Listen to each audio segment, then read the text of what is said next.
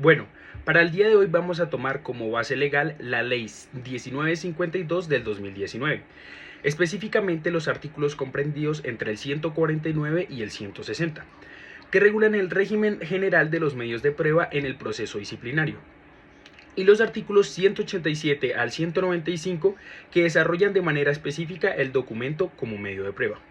Aunque nuestro tema principal son los documentos, decidimos iniciar explicando primero los medios de prueba, en general porque el documento hace parte de ese sistema probatorio establecido por la ley.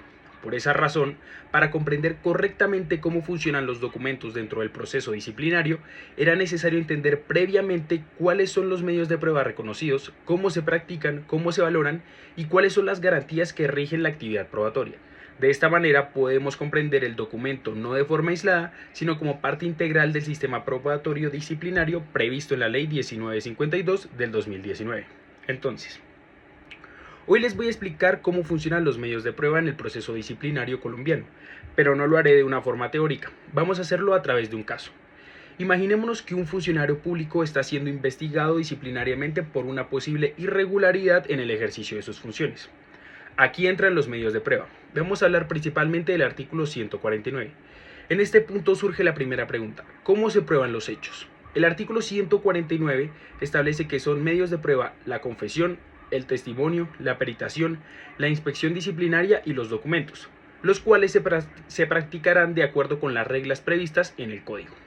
Además, los indicios no constituyen un medio de prueba autónomo, pero se tendrán en cuenta al momento de valorar las pruebas siguiendo los principios de la sana crítica.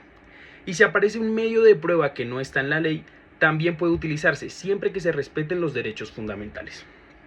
Ahora vamos a hablar de la libertad probatoria.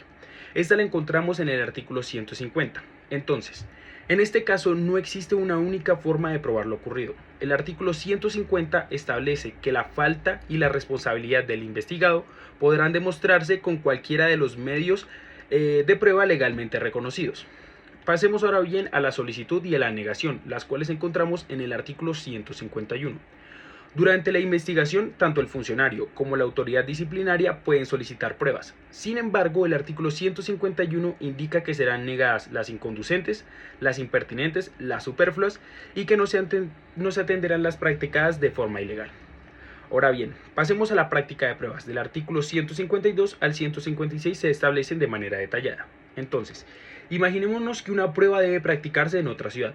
El artículo 152 permite que el funcionario competente comisione a otro servidor o incluso a una personería para practicarla, indicando las diligencias y el término. Si la prueba debe practicarse en el exterior, el artículo 153 establece que se regirá por las normas vigentes. Ahora, supongamos que ya existe una prueba en otro proceso. El artículo 154 permite trasladarla al proceso disciplinario, incluso si proviene de un proceso penal, pero debe ser sometida a contradicción. Para evitar que se pierdan las pruebas, el artículo 155 permite asegurar los elementos probatorios y el artículo 156 permite solicitar apoyo técnico a las entidades del Estado para el éxito de la investigación. Vamos a pasar ahora con las garantías probatorias, las cuales encontramos del artículo 157 al artículo 160.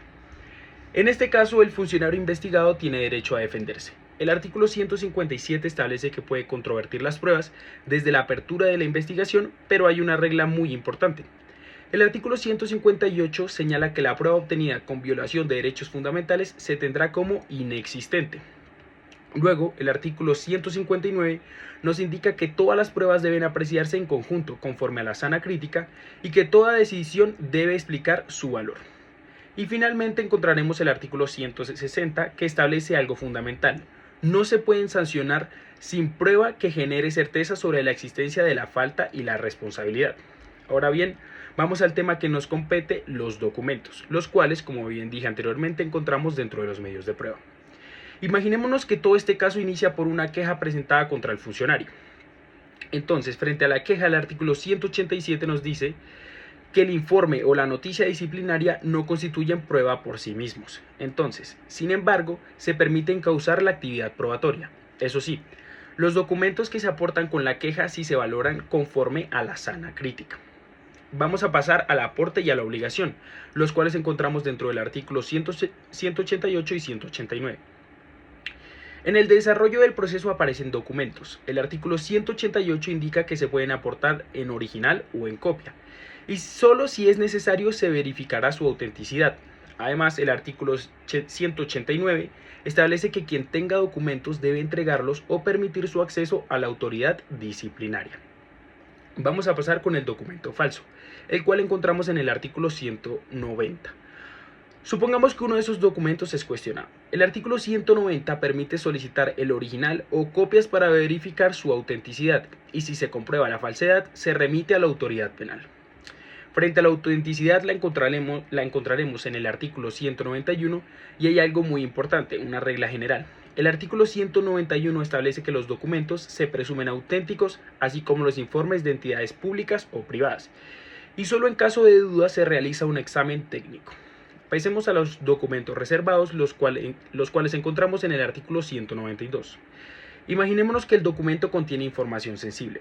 El artículo 192 establece que solo tendrá carácter reservado aquellos documentos protegidos por la Constitución o la ley, como los relacionados con la intimidad, la seguridad o el secreto profesional. Estos documentos se incorporan en cuaderno separado, pueden consultarse, pero no se expiden copias de estos. Entonces, frente a los informes, los encontraremos dentro del artículo 193 al 195. En este caso, la autoridad solicita un informe a una entidad. El artículo 193 permite requerirlo, y el artículo 194 exige que se rinda bajo juramento motivado y con explicación del origen de los datos. Y por último, el artículo 195 establece que se pone en conocimiento de las partes por 3 días para solicitar aclaraciones o complementaciones. Entonces, como conclusión del caso, pudimos ver que como los hechos pueden ser probados a través de distintos medios, cómo deben practicarse, cómo se garantizan los derechos del investigado y cómo los documentos juegan un papel fundamental dentro del proceso.